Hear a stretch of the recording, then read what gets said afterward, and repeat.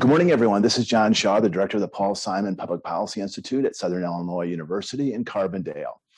Thank you for joining another installment of our series, Understanding Our New World. And today we're really privileged to be joined by one of the star diplomatic historians in the United States, Professor John Gaddis, who is joining us from Yale University. Professor Gaddis has had this astonishing career, grew up in a small town in Texas, has his doctorate from the University of Texas, is one of the premier scholars of the Cold War.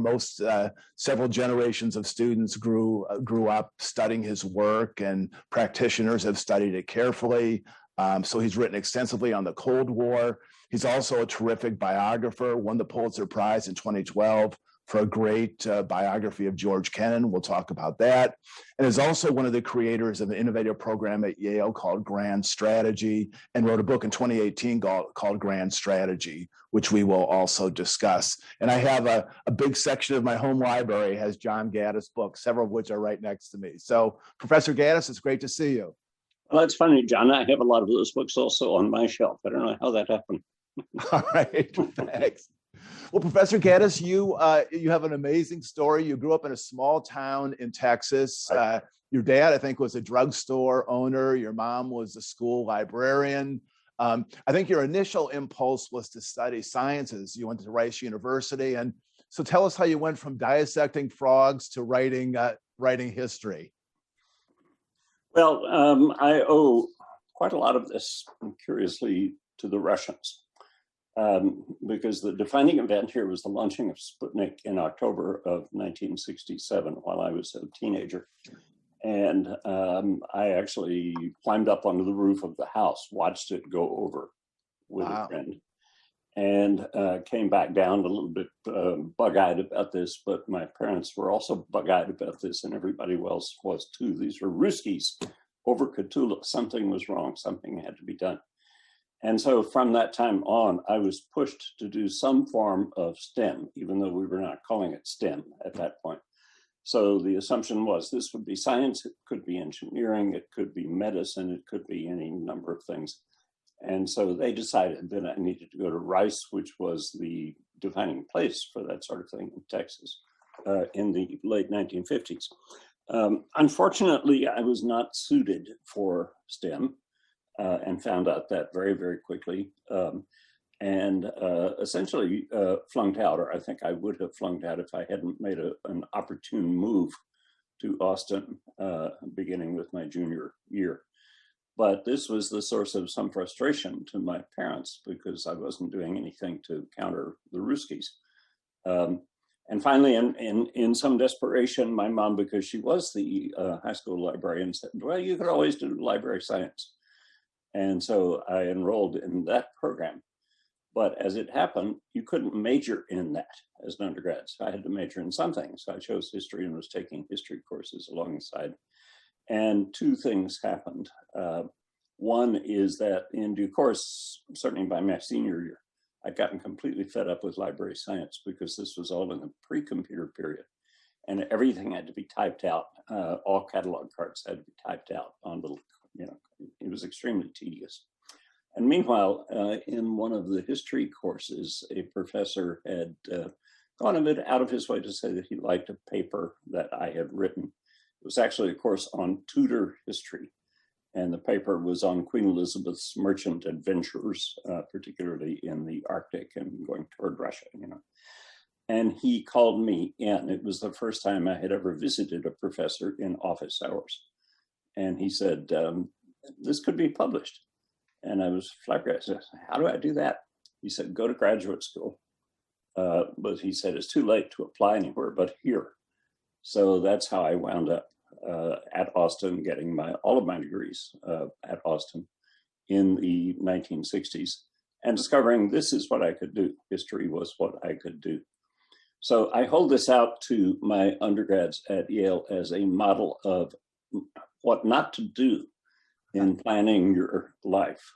This kind of series of fortunate accidents combined with blunders and missteps along the way, and not finding your way really until the very, very last minute. And then considering yourself very lucky to have done so, for sure. And then you had this really kind of remarkable vantage point of writing about the Cold War as it was unfolding. You wrote some definitive books on the Cold War, and then the Cold War ends. We'll talk about that in a second. A whole raft of archives are released. You wrote several books revising some of your earlier thoughts. And in the end, you wrote a book in 2006, I think, about the new history of the Cold War. And you said that sort of to your surprise, you came to conclude that on balance, even though it was a costly endeavor and dangerous, that it ultimately was a positive development for the world and the US. Elaborate on that view. Well, what I think I said, John, was that it could have been worse, and that's for sure. No, I got into this field. Again, this was a product of working at the University of Texas because the documents were just beginning to open up on the very first part of the Cold War, World War II, and the period 1945 and 1947. Only American documents were opening up at that point. And I'd been told I needed to work in some area where there would be a fresh flow of documents. And I just figured the Cold War was going to be that kind of area. And my dissertation had some extremely narrow and cumbersome title. But my advisor, Robert Devine, at the very last minute, allowed me to change the title to simply The United States and the Origins of the Cold War, 1941 to 1947. And that made it much more marketable. And I was allowed to market it under that basis. If I'd gotten a degree at Yale, I think at that time, or at Stanford or at Harvard, I would never have been allowed to market the dissertation in such broad terms because it was a little bit deceptive, being one-sided and all of that. But it was enough to land it with the Columbia University Press and establish fairly quickly a certain momentum in this area, which led to an early prize and then led to a job for many years at Ohio University in Athens. And you, in the book that you wrote in 2006, you're talking about just what these new documents showed about the Cold War, and you wrote kind of provocatively. You said it began with a return of fear and ended in a triumph of hope, an unusual trajectory for great historical upheavals. And then a little bit later, you write, the world, I'm quite sure, is a better place for that conflict having been fought in the way that it was and won by the side that won it. Yes, curiously, that was once a very controversial position for an American historian to take because this field was riddled with new left revisionism and so-called political correctness long before that took hold more generally within the university. So to say that the Cold War was a fortunate experience, to say that it was a war worth fighting, to say that it was a good thing that the winners were the ones who won it and not the opposite, was still fairly controversial at that point. I go back and read that passage now from 2006, talking about a triumph of hope and all of that, with some chagrin, because taking the larger view and taking into account what's happened in the last 15 years, we seem to be on a downward, less hopeful trajectory, for sure. But history works this way. The extent of your view, what you can see at a particular time, defines what you think. But with the passage of time, that view expands, and you have to change what you think. And that happened, as you were suggesting earlier, with the beginning release of documents from the Soviet Union and China and Eastern Europe and whatnot. This was happening immediately after the fall of the Soviet Union in 91. And we were getting documents which allowed us to look at the internal deliberations of these governments, which we had never had before.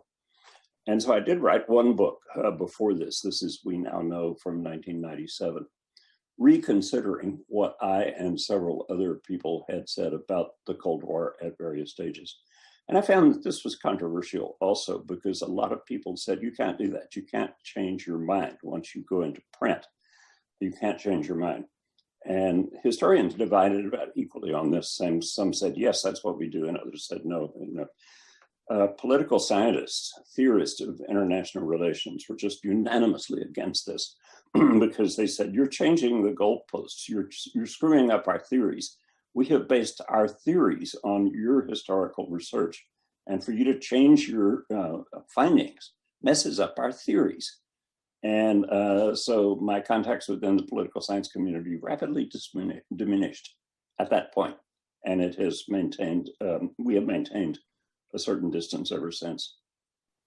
Well, and I've heard you analogize the Cold War and the American Civil War as two wars that were, hugely costly in many respects, but ultimately confronted issues that needed to be confronted. Mm-hmm. Develop that analogy, if you would. Sure. Well, just look at what the world was like in the aftermath of World War I, which had supposedly been the war fought to end wars. But of course, it solved nothing. It was an inconclusively concluded war in the first place. The international system that it created lasted only for 2 decades, not very long at all. And it looked like in the last half of that period, the 1930s, it looked like authoritarianism was indeed the wave of the future. You could see it in Japan. You could see it in Italy. You could certainly see it in Germany with the rise of Hitler. And of course, you could see it in the Soviet Union itself with the perfection, if you want to use that term, of the most repressive of all of these systems, Stalin's system in the 1930s. So it looked like that was the way the world was going, and it looked like the United States, despite its protection of oceans, letting it be isolationist, was going to be very lonely in this kind of authoritarian world. Somehow we pulled it together, somehow, and I give FDR a great deal of credit for this. He was able to, with an impeccable sense of timing, let the American people see what was happening and cause them to make a fundamental change in their attitudes toward overseas responsibilities that was far more durable than anything that Woodrow Wilson ever achieved. It helped that the danger from Hitler was so much more evident than the danger from the German Kaiser in 1917. It helped that Churchill was making those great speeches in London and shortwave radio were picking them up in America. But nonetheless, FDR, I think, like Lincoln, orchestrated a very, very clever and fundamental shift in deeply rooted American tendencies toward the outside world. Did so with a moral dimension in mind constantly, but with great practical political skill, being willing to compromise, being willing to cut deals, most notably FDR, being willing to cooperate with Stalin and rely on the Soviet Union to do most of the fighting in Europe for us. At the same time that we were supposed to be fighting for the principles of freedom of speech, freedom of religion, and all of these things that were anathema to the Soviet Union. So in addition to being clever statecraft in both cases, I think they were both wars worth fighting. I think we would have been far worse off if the South had won in the Civil War, or if the Germans had won and the Japanese in World War II. And it seems to me an impressive record to have been able to achieve that level of combining an admirably moral compass setting with the tactical skills that are necessary to achieve something like that always in the messy world of politics. Well, that's a nice entry into the next topic I want to talk about, which is grand strategy, which is a kind of a burgeoning field. And book after book is being published about grand strategy. Some of the writing is almost theological and difficult to penetrate, but you have really, to me, one of the most interesting and practical definitions of grand strategy, which you say is basically balancing goals with resources, and argue that this is obviously applicable to countries, but it's applicable to state governments, to universities, to public policy institutes, to individual people. Talk about how you've refined this definition of grand strategy. Well, I got into the grand strategy business again by accident. This was not by design. But shortly after my first book came out, I gave a lecture at Newport at the Naval War College. And when I finished, the admiral, who was Stansfield Turner, later CIA director, got up and said, Professor Gaddis was right on the following points, and he was wrong on the following points. This is in front of 250 people. But he was right on enough points that he will be teaching here next year. And that was all news to me. I had no experience with the military, no experience with grand strategy, had never read Thucydides or Clausewitz or any of these classical texts, and that's what we did.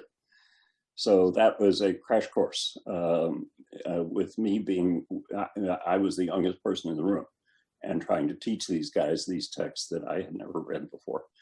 It was the most demanding assignment I'd ever had, but it was immensely gratifying because it kicked me over from being just a diplomatic historian into thinking about this problem of grand strategy.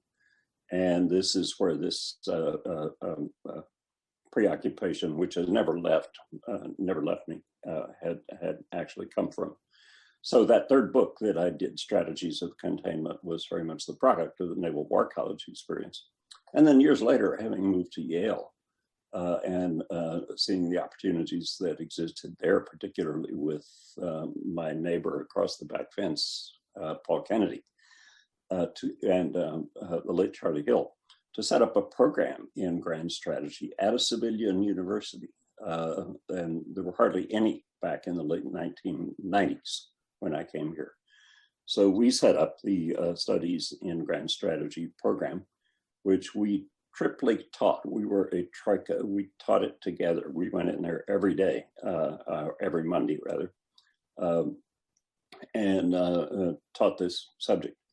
And what was fun about that was that we not violently, but certainly adamantly disagreed on so many things, and not the least of which was the definition of grand strategy.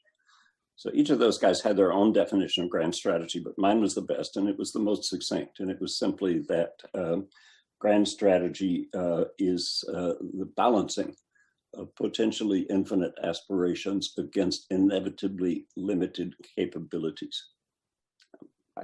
I think that's pretty good. You know? So I'm happy to live with that. It's not going to fit on the tombstone, but nonetheless.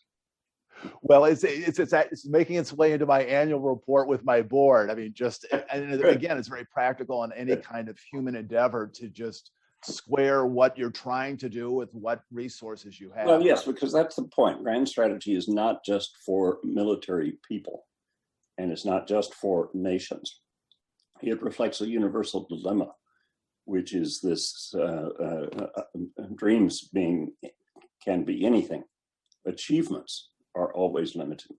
And that's the tragedy of human existence.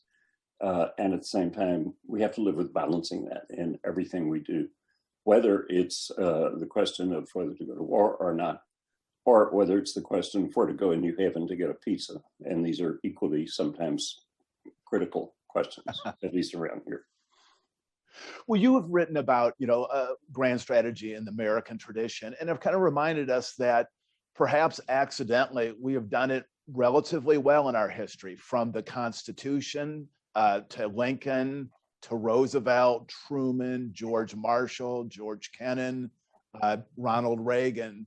And yet it's interesting, maybe Dwight Eisenhower too, but it's interesting the kind of contrast between, say, a Reagan who seemed very intuitive, although wrote extensively, and someone like Eisenhower, who was just this relentless planner and organizer.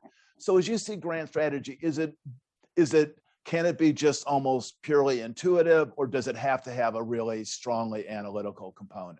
Well, I had thought starting out that it was just good luck. And I was thinking that all the way through to the end of the Cold War, that we were just lucky in our leaders and so on. But then I got to thinking a little more about this, and our own course in grand strategy goes all the way back to the ancient Greeks. It goes back as far as Thucydides and the Peloponnesian War, and we looked at case studies through history. And one of the things I began to notice was that all kinds of different people had a similar view of grand strategy. And then there was another category of people who had a different view of grand strategy that did not work so well. So somewhere along the line, I think maybe about 15 years ago, it occurred to me that maybe the distinction between foxes and hedgehogs might be useful here. This is Isaiah Berlin's reformulation of an ancient Greek principle from Archilochus, that the fox knows many things and the hedgehog knows one big thing. And of course, students, when you lay that out for them, they say, well, what does that mean? And so I took to just using it as an analytical framework in teaching the course. Some people were foxes and they knew many things. They balanced many considerations, all of this, and yet stayed on course. Others knew one big thing and quite often did not do as well. So a one big thing person was Xerxes crossing the Hellespont and invading ancient Greece, and without taking into account logistics or anything else, just assuming because he was king of kings, he had infinite power and so on. You know? Another was what the Athenians fell into in launching the expedition to Sicily when the Spartans were just outside their city walls, burning their vineyards and orchards and whatnot. Another that I got very interested in and still am is young Octavian starting an internship with his uncle Julius Caesar. And then when Caesar is assassinated, very quickly maneuvering to get control of Rome, which he has by the time he's about 20, and of the world, which he has by the time he's about 30. And there's something going on here. This guy was pretty smart. I was looking at the first Queen Elizabeth, who I had always admired for her maneuvering from a position of weakness, not just being female, but being a small country at that point that had not much of a navy and certainly no empire as well. But look where it went and look how it prevailed upon or over the great Spanish monarch of that period, Philip II, you know, who seemed to be ruling the world, but wasn't. Or think about the American founding fathers, starting on the edge of a continent and putting together a system of government which allowed them to control a continent and later become a global power, but with very little tutelage in this kind of thing, other than reading classical texts. And then, of course, think about Lincoln and Roosevelt and whatnot. And it just came down to the bottom line that the fox-hedgehog distinction is quite useful here. Not that you would want to be wholly one or wholly the other, but that you need to find a way to combine them.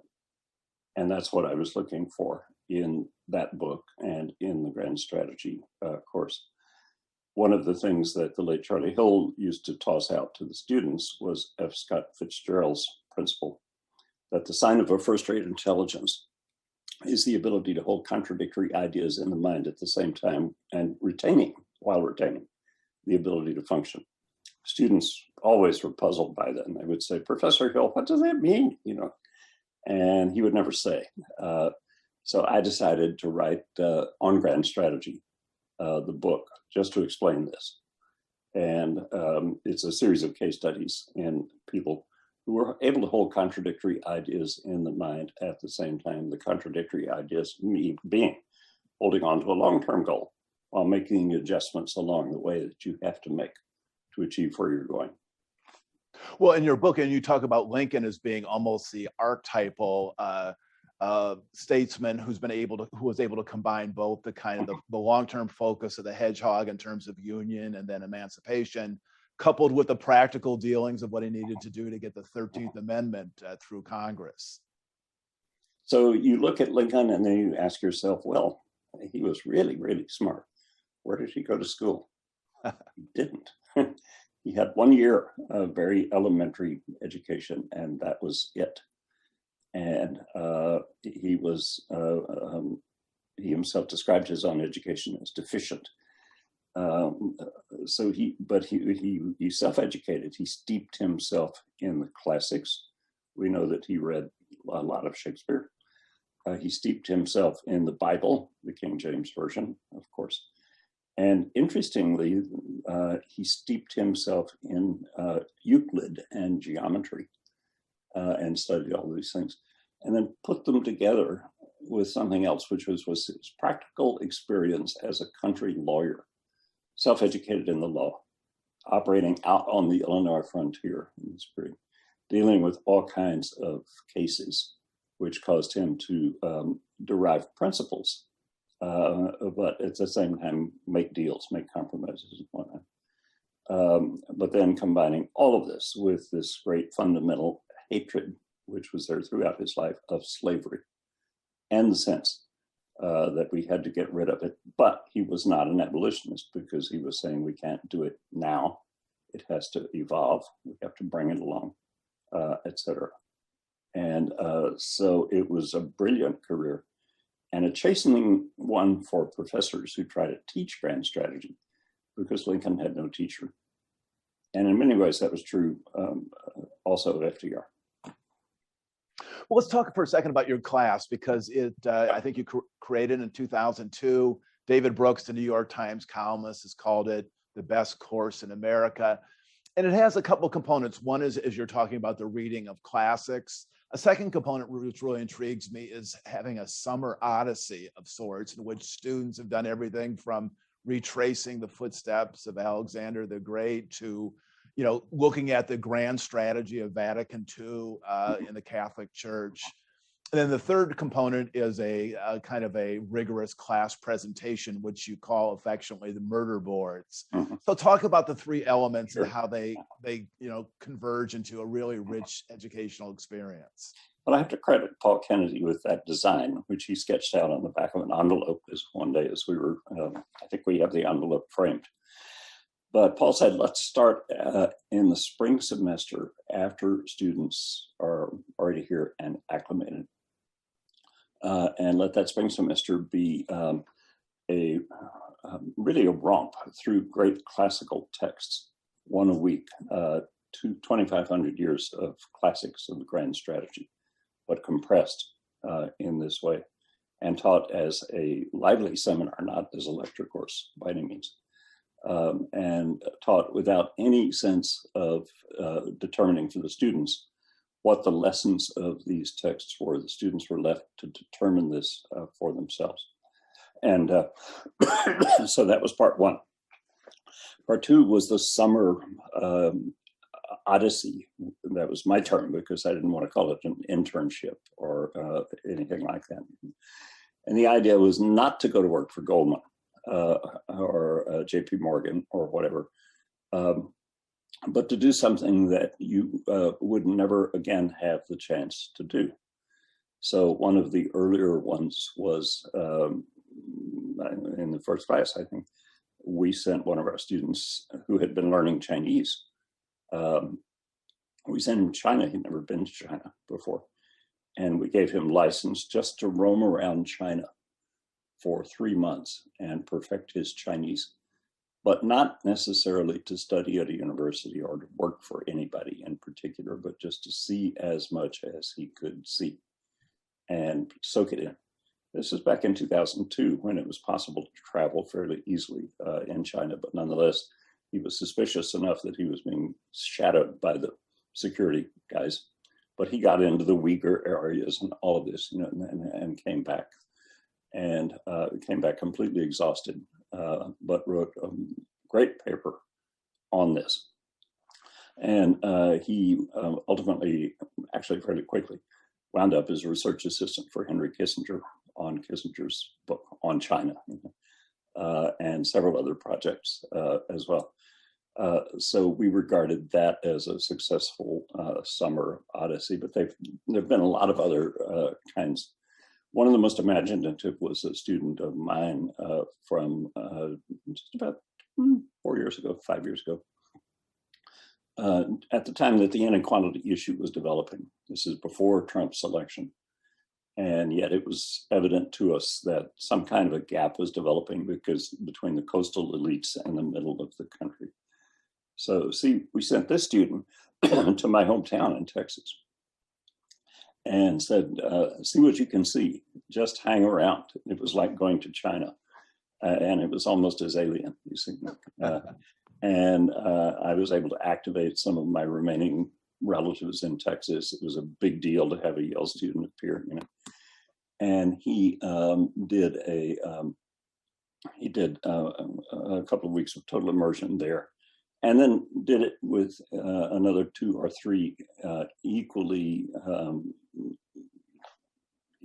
deprived places in the U.S. He was at Pine Ridge, for example, inner city Cleveland and whatnot. Came back completely changed by this experience and has now created a program that to actually take students, it's called the American Exchange Project, and it takes students from elite universities and exposes them to the middle of the country, but at the same time it takes students from the middle of the country, sometimes high school students, and brings them to the West Coast or the East Coast, to Yale or to Harvard or to Stanford or whatnot, and exposes them to things they would otherwise never have been able to see. And this has now become a quite successful program that's operating. And we simply call it the See America Odyssey. And I think it's just as important as the See China Odyssey or the See Madagascar Odyssey or whatnot, that we have done in the past. So it's quite fascinating what these things lead to. I was just talking to one of my students last week who has let his grand strategy training go into the saving of coral reefs, and he is now working out of the Grand Bahamas as chief reef officer. Another one is saving forests from satellite reconnaissance, and all of that kind of thing. So it was an amazing variety of things that we were able to do with these Odyssey. When you just turn kids loose and don't have any preset expectations of what they're going to do, the results of that can be quite remarkable. Then go ahead. Well, I was going to say the third component then is really quite a rigorous academic experience. Why don't you This is when they come back from their summer Odysseys, and they're often sunburnt and shaggy and exhausted and whatnot. But we want them to pull it all together. So we want them to write a report on that for sure. But we also focus the third semester on what's going on now in the world, whether it's a domestic issue or a foreign policy issue.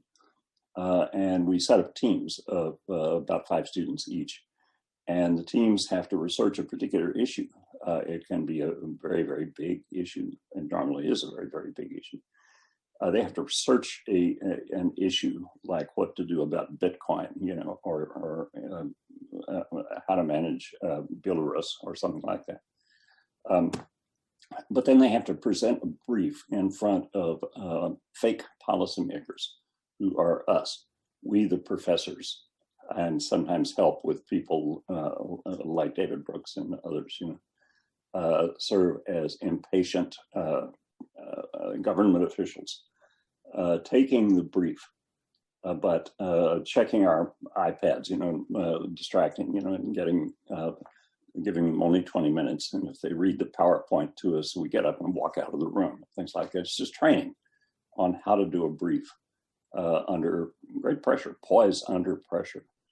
We once had a student working on a briefing on Syria, and we had arranged that John McCain just walk in unannounced and start taking the brief. And we do that kind of thing. And they never forget that experience. And many have said that it was the best experience for work in Washington, but also for work in a company, in a corporation, that they'd ever had. Then the final thing, John, at the end of the at the end of the fall semester, would be a crisis simulation game, where we'd take over a couple of floors of a building on a weekend at Yale, ask them to constitute themselves as an administration, an American administration. They would elect a president and vice president, appoint a cabinet, all of that sort of thing. And the draft, the goal on the first day would be to draft a national strategy statement on something.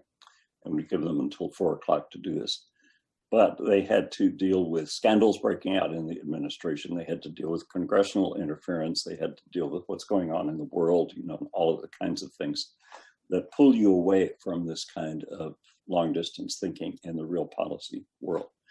And then on the second day that we did, we just hit them with a full-blown crisis, or maybe 5 or 6 crises breaking out at the same time, so that they're completely frazzled and there is, they kept waiting, what's going to be the end of this? How's it going to come out? And we would have a lot of fun just arbitrarily cutting off at like 4:45 or something like that, and ordering pizza.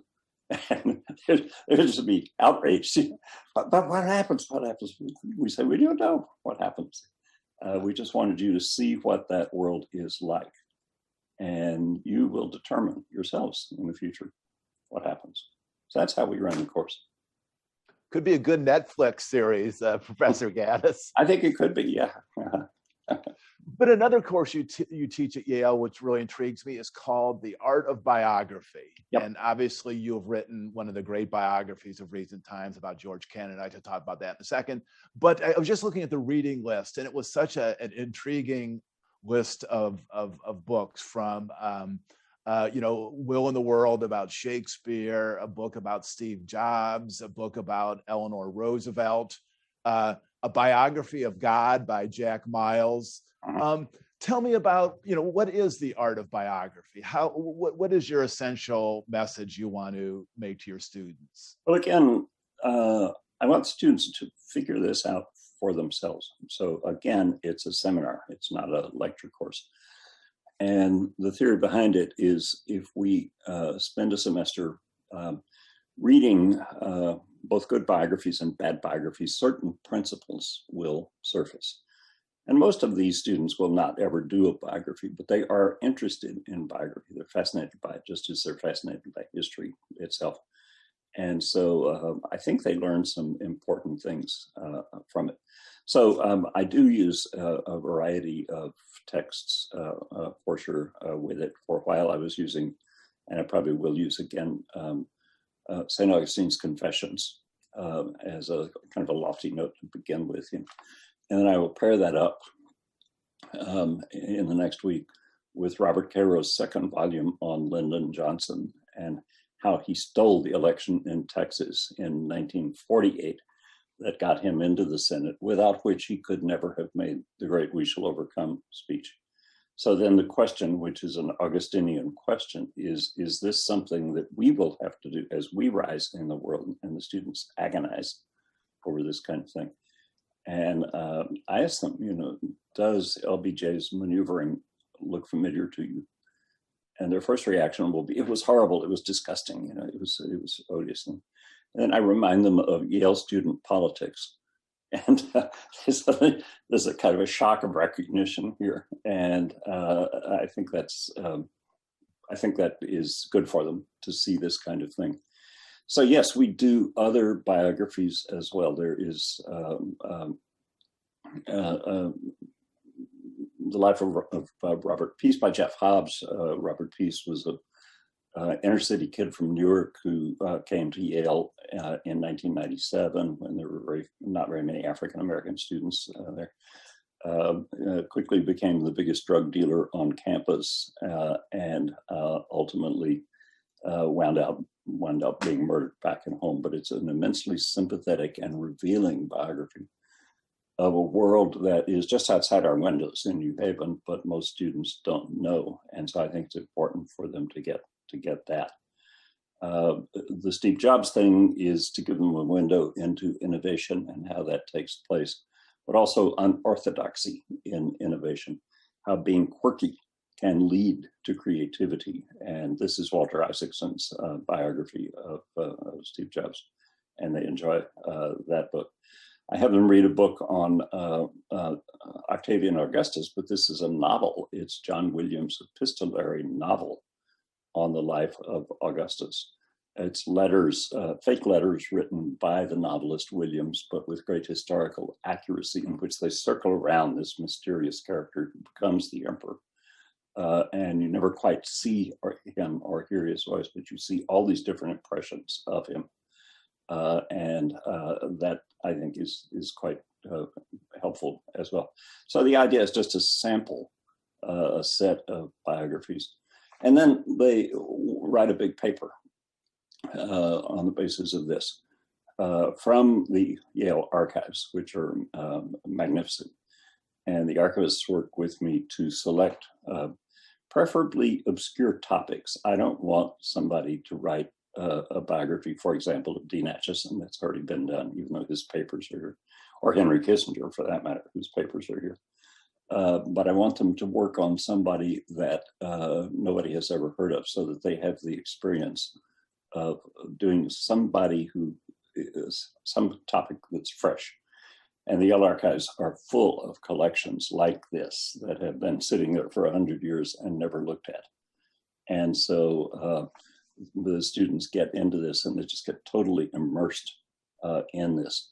I saw you had Margaret Macmillan on, and she was talking about the other day, and she was talking about the joy of reading other people's mail. And this is what this kind of a project does. It lets you do that. But it also offers an opportunity just to inhabit another person and almost animate another person. And I think biography is something like that as well. And all of this grew out of the Kennan biography, which was about a 30-year project, because I was George's authorized biographer, but with the idea of it being a posthumous biography. But that was a deal we made in 1978. But he lived until 2005, which is why it took 30 years to write that book. Well, let's talk for a second about, I mean, we could spend hours talking about your Kennan book, because it really is an amazing book. George, I think Henry Kissinger in a New York Times review said it's as close to the final word on one of the most complex and interesting and kind of frustrating human beings. He also added that, I think he wrote this earlier, that Kennan was in some sense the closest to an author of his the diplomatic doctrine of his time than any diplomat in American history. For students who don't know that much about Kennan, maybe are generally familiar with his association with containment, tell us about just sort of the intrigue of trying to chronicle the life of George Kennan. Well, he was and is an endlessly fascinating character, precisely because of his complexity. And he was, it's very revealing that his greatest frustration in life was that he never got to write his biography of Chekhov. And that's what he really wanted to do. He was much less interested in forming the grand strategy of the United States in the Cold War than in writing Chekhov's biography. Well, that tells you something. But he was a career Foreign Service officer. His fluency in Russian brought him in as the first group of professionally trained Russian speaking Foreign Service officers after the Bolshevik Revolution. And he put in a good deal of time, obviously, in Moscow and other East European capitals, and a good deal of time in Germany as well. But the irony of Kennan is that he was always frustrated with American foreign policy. He was constantly grinding out memos on American foreign policy, some of which we use as models in our grand strategy class. But nobody ever read these things. And they have wound up in the archives, and it's interesting for us to read them, but they didn't have any effect on policy. And it was his fate to shape policy only accidentally. And this is what happened in 1946. He had written any number of policy papers from Moscow, sending him back to Washington, saying, we cannot assume that the Russians will cooperate with us in the future in peacetime. And here are the reasons why. They need enemies. That's how they justify their own repressive rule and so on. And he wrote these long papers on this. Nobody read them. Nobody paid attention. So one day in Moscow, fed up and nursing a cold with the flu, all of that, and with a toothache, he simply sits down and dictates a telegram. And it turned out to be a 5,000-word telegram. And he sent all of these things, these conclusions, by telegram, which violated all the rules of the State Department. You don't send long telegrams. You pouch long documents like that. You don't send them on the fact that this came in as a telegram caused people to read it, first in irritation that the rule had been broken, but once they read it, they forgot about the rule in the first place, you say. And it quickly became the answer that people were looking for to explain the puzzlement of dealing with the Soviet Union in the post-war period. And really, with some elaboration, it became the focus of what we did in the Cold War. I mean, the idea was that we need neither to fight a third world war on the one hand, or to appease the Russians on the other hand. Because if we take a third path and simply bolster our own defenses and wait for their internal contradictions, which were substantial, to grind them down and to convince them that they had to change their system, that would be the most reasonable approach. And the only thing that was frustrating there was that he thought this would take 15 years. It took about 45 years. But there is, as early as 1946, 1947, an anticipation of Gorbachev in what Kennan was doing. So this is interesting in itself. But what's also interesting is that he was one of the most eloquent diarists in American history. He's like John Quincy Adams in that regard. He was just constantly reassessing and criticizing himself in his diaries, you know. And these are fascinating to follow. And there was, you know, I got where I knew him very well. And one day, my wife and I went to see them in Princeton. This was about 3 years before he died. And he pulled out a big file drawer and said, "These are the diaries from 1970 to the present moment. They go with you, load them up in the car," all handwritten. And on top of that, there was a little black book. And he said, "I guess you wouldn't be interested in those." And I said, "What are they?" He said, "They're the dream diaries." And sure enough, he kept records of his dreams throughout his life. And I was able to footnote those and incorporate his dreams into the biography. So talk about a dream of a biography, talk about the perfect biography. I was very lucky in this regard. Biographers normally don't have these advantages of access and significance and eloquence and subconsciousness that I had with this one.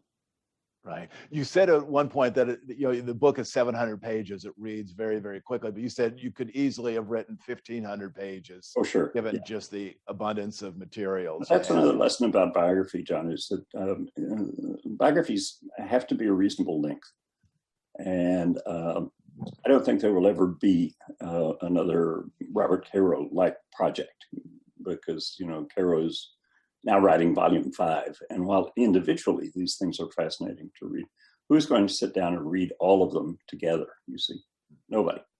And I think that the whole premise of biography is that a life should be encompassed within a volume, even if it's a big volume.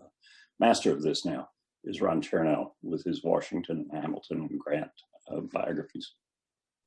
Well, one thing, as someone who's written about both living and past dead people, I would agree with your assessment that it's much, much harder to write a book about someone who's alive and looking over your shoulder than having passed away, which was the essential reason why you made your arrangement with George Kennan. He was very good about this, because he never asked to see what I was going to say. And yet he was always there when I needed help or I needed to have something explained to me.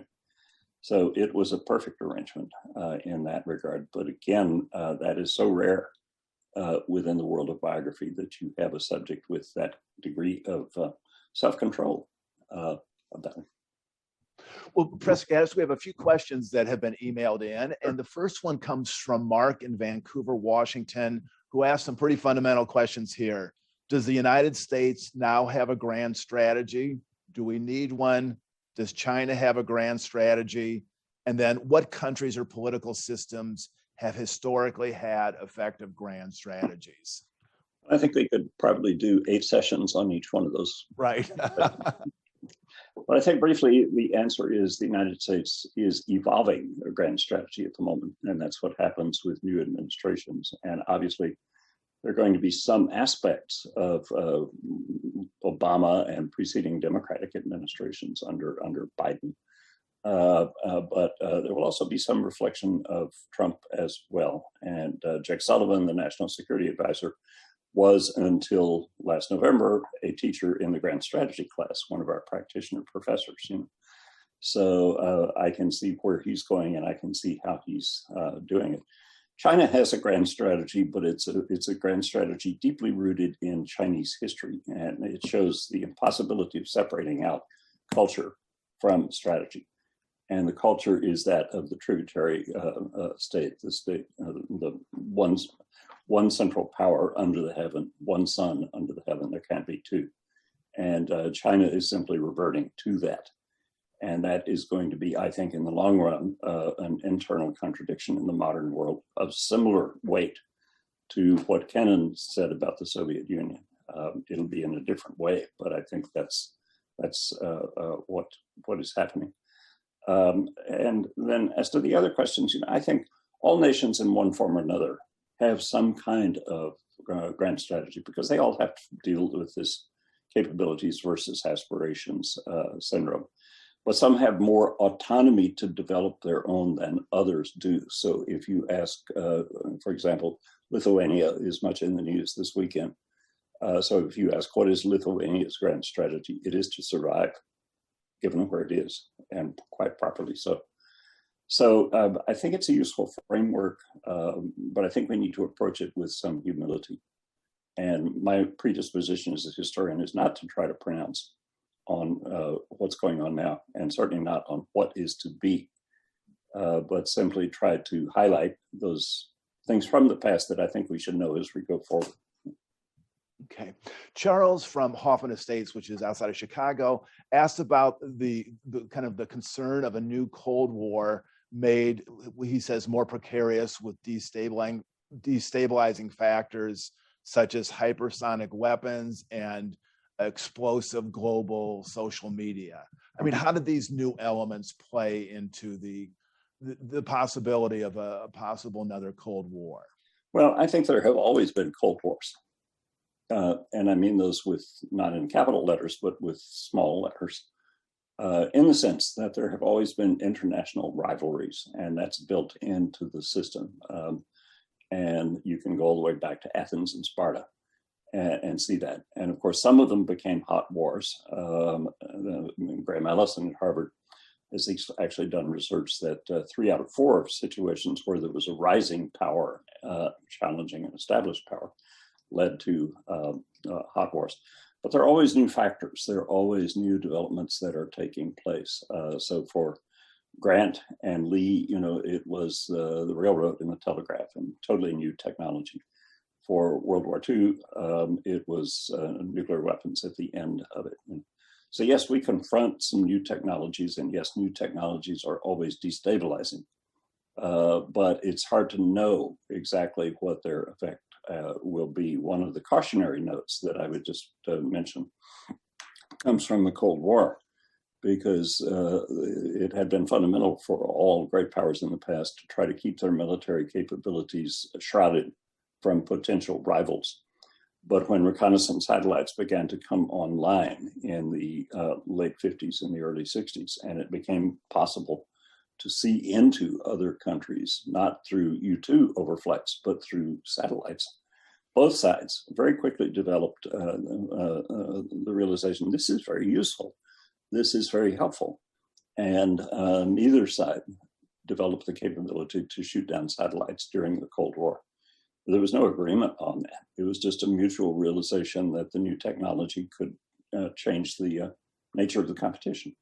And of course, they had something like that with regard to nuclear weapons. There was never a treaty saying we will never use nuclear weapons. But in fact, nuclear weapons have not been used since August the 9th, 1945. And that's a pretty remarkable development in itself. So we just have to wait and see, but I don't think we should be so naive as to think that technology will stop. It's always going to be going on, and we need to just be flexible and creative in thinking about it.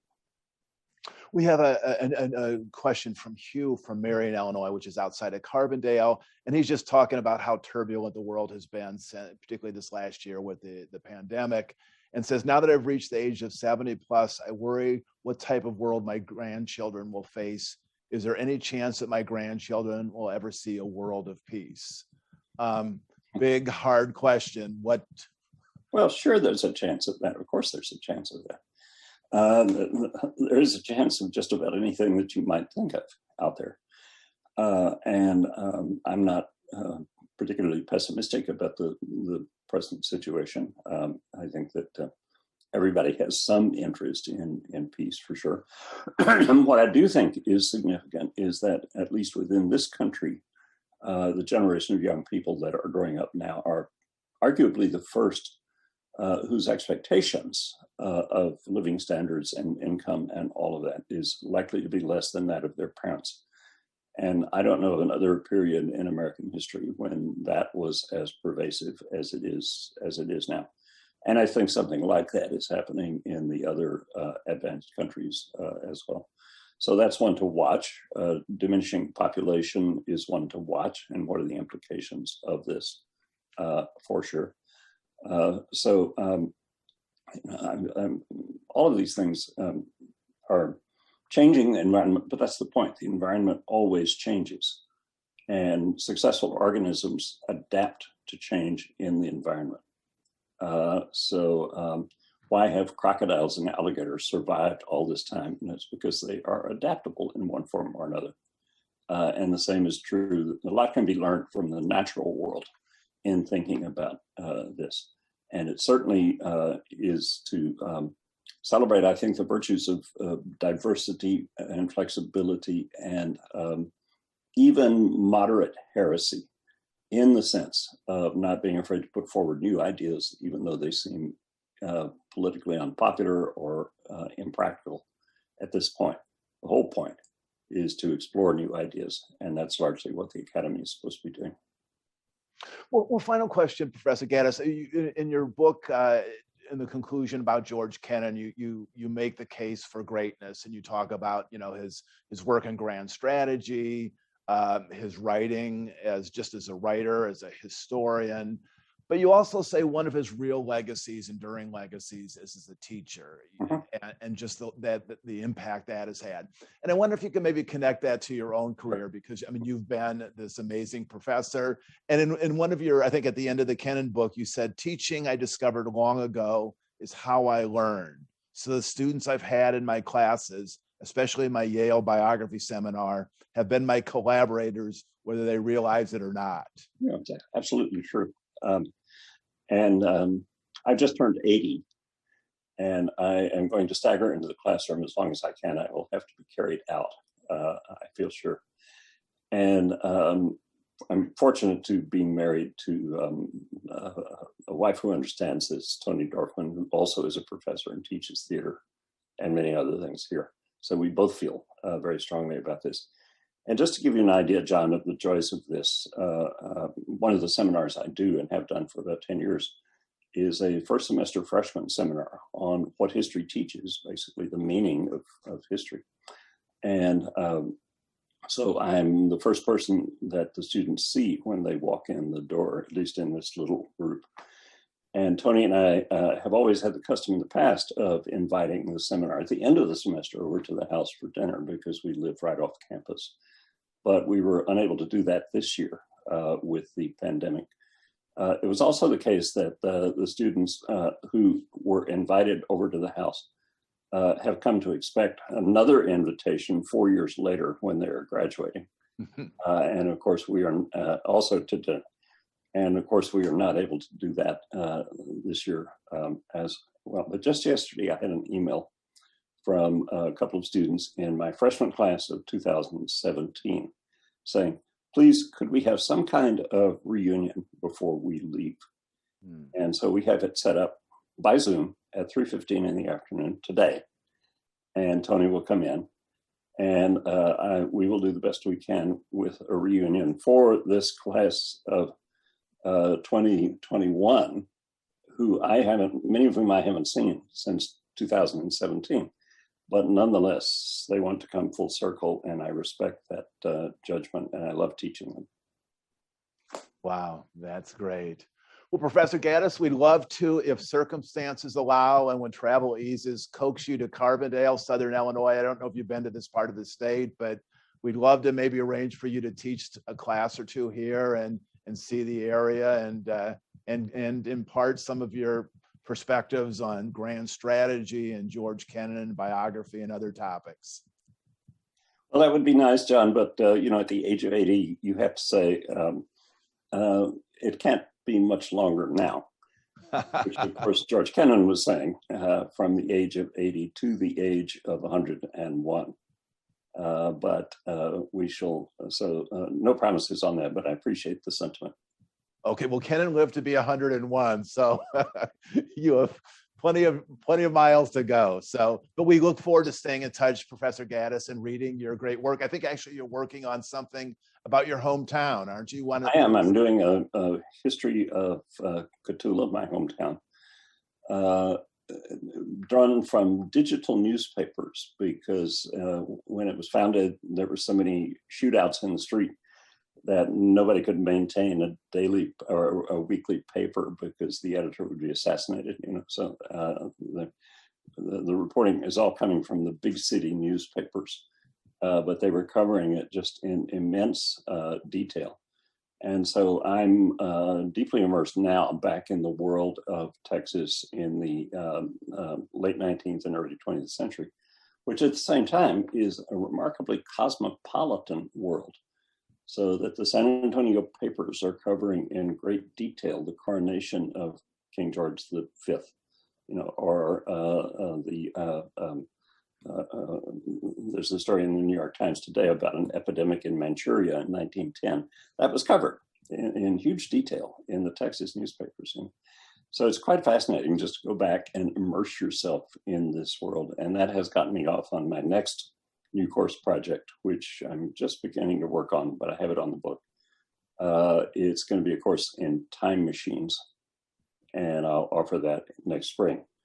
And the question will be, how can you go back to the past and have a sense of total immersion?